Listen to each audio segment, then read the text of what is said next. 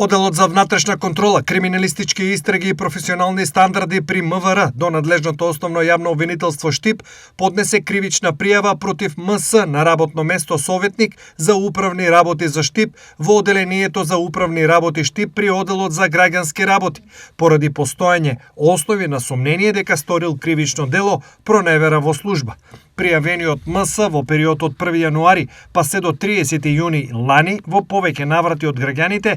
баратели на услуги за издавање на патна исправа, барал да му дадат пари на рака при поднесување на барање за патна исправа, под изговор дека можноста за плаќање на посттерминалот со платежна картица во моментот не е во функција и дека е потребно да платат пари во кеш.